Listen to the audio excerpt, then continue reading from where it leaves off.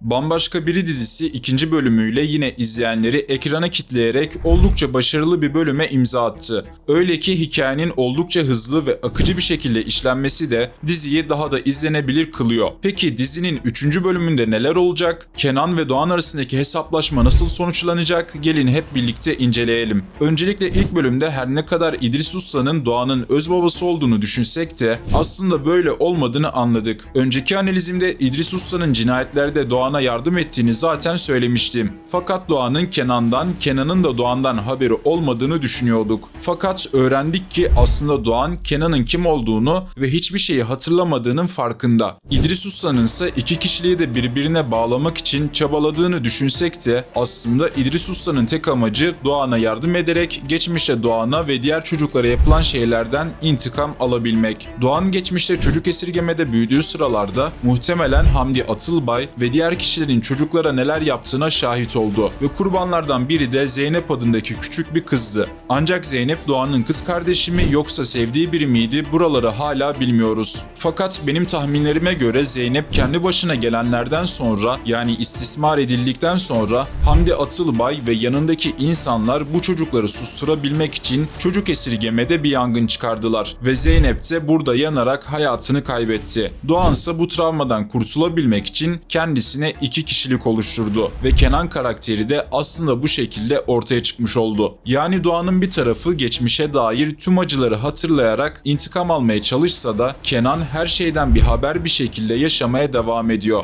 Ancak anlıyoruz ki Doğan Kenan'ın bu mutlu yaşantısından hiç de hoşnut değil ve Kenan'ın da gamsız bir şekilde hayatını sürdürmeye devam etmesine gıcık olduğu için ondan da intikam almak için çabalamaya devam edecek. Fakat fragmanlardan anladığımız kadarıyla Kenan yavaş yavaş kendisine neler olduğu hakkında sorgulamalar yapmaya başlamış. Zaten katilin kendisine attığı maili sildikten sonra Doğan Kenan'ın yerine geçerek haberleri sunmuştu ve sonrasında öğrendik ki aslında elinde tuttuğu kağıtlarda hiçbir şey yazmıyor ve söylediği her şey aslında bizzat kendi düşüncelerinden ortaya çıkmış şeylerdi. Tabii ki bunu programı yöneten kız her ne kadar fark etmiş olsa da bir anlam veremedi. Olayların bu kadar hızla ilerlemesi Kenan'ın da Doğan'dan çok yakın bir zamanda haberdar olacağını aslında bizlere bildiriyor. Başsavcı Turan zaten Kenan'ın başına neler geldiğini artık anlamaya başladı ve oğlunu kurtarmak için savcı Leyla'ya rağmen çabalamaya devam edecek. Tabii ki bu süreçte işlenen cinayetleri Turan her ne kadar üstünü örtmeye çalışsa da savcı Leyla gibi birinin varlığı Turan'ın da işlerini zorlaştıracak gibi duruyor. Bunun yanında savcı Leyla'nın Kenan Öztürk'le aynı yere taşınması ileride bazı sorunların daha meydana gelmesine sebep olacak. Çünkü fragmanda gördüğümüz kadarıyla Doğan tekrardan Kenan'ın yerine geçerek Leyla ile iletişim kurmaya çalışıyor. Peki savcı Leyla günün sonunda Doğan karakterine mi yoksa Kenan karakterine mi aşık olacak? İşte burası da dizideki en önemli başka bir soru. Evet dostlar, umarım videoyu beğenmişsinizdir. Siz de kendi düşüncelerinizi mutlaka yorumlara yazmayı unutmayın. Son olarak kanalıma abone olup videoyu beğenirseniz çok sevinirim. Sonraki videolarda görüşmek üzere. Kendinize iyi bakın.